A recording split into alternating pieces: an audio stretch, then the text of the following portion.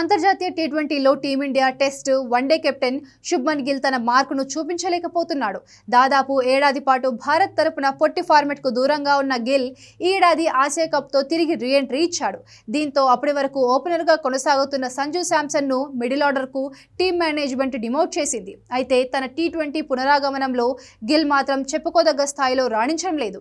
Asia కప్తో పాటు Australia T20 సిరీస్లోనూ విఫలమయ్యాడు. గురువారం క్వీన్స్లాండ్ వేదికగా ఆసీస్తో జరిగిన 4వ టీ20లో గిల్ 42 పరుగులతో టాప్ స్కోరర్గా నిలిచినప్పటికీ అతని జిడ్డు బ్యాటింగ్పై విమర్శల వర్షం కురిపిస్తోంది.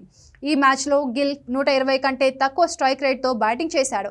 అతడు 39 బంతుల్లో 4 ఫోర్లు, 1 సిక్స్తో 46 పరుగులు చేశాడు. తొలుత గిల్ పవర్ ప్లేలో అభిషేక్ శర్మతో కలిసి కాస్త దూకుడుగా ఆడాడు. కానీ అభిషేక్ అవుట్ అయ్యాక గిల్ బ్యాటింగ్ జోరు తగ్గింది. తను ఎదుర్కొన్న చివరి 21 బంతుల్లో కేవలం 20 పరుగులు మాత్రమే చేయగలిగాడు. దీంతో గిల్ టీ20లకు సరిపోడని, అతడికి బదులుగా జైస్వాల్, సంజు శాంసన్ ఎంతో బెటర్ అని నెటిజన్లు ఎక్స్లో పోస్టులు పెడుతున్నారు. 2023లో టీ20 అరంగేట్రం చేసిన గిల్ ఇప్పటి వరకు 32 ఇన్నింగ్స్లో ఆడి కేవలం 808 పరుగులు మాత్రమే చేశాడు.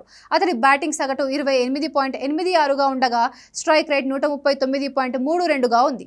అతడి ఇన్నింగ్స్లలో 1 సెంచరీతో పాటు 3 హాఫ్ సెంచరీలు కూడా ఉన్నాయి. అయితే ఇదే ఫార్మెట్లో మరో ఓపెనర్ జైస్వాల్ 22 ఇన్నింగ్స్లలో 36.15 యావరేజ్, 164.31 స్ట్రైక్ రేట్తో 773 పరుగులు చేశాడు.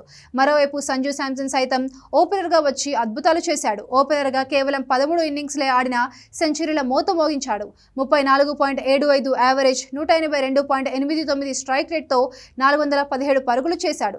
రుతురాజ్ గైక్వాడ్ కూడా ఓపెనర్గా సత్తా చాటాడు. 9 మ్యాచ్లలో భారత్ ఓపెనర్గా బరిలోకి దిగిన గైక్వాడ్ 1 సెంచరీ, 2 హాఫ్ సెంచరీలతో 365 పరుగులు చేశాడు. అందరికంటే రుతురాజ్ గైక్వాడ్ సగటే ఎక్కువగా ఉంది. టీమిండియా మిగతా ఓపెనర్లతో గిల్ ప్రదర్శన చాలా పేలవంగా ఉంది. ఇలాంటి బ్యాటింగ్తో వరల్డ్ కప్ లాంటి మెగా టోర్నీలో మెరుపుల ఆరంభాలు కష్టమేనంటూ పలువురు వ్యాఖ్యానిస్తున్నారు. గిల్ జిడ్డు బ్యాటింగ్ కోసం దంచికొట్టే హిట్టర్స్ను పక్కన పెడతావా అంటూ గంభీర్పై ఫైర్ అవుతున్నారు.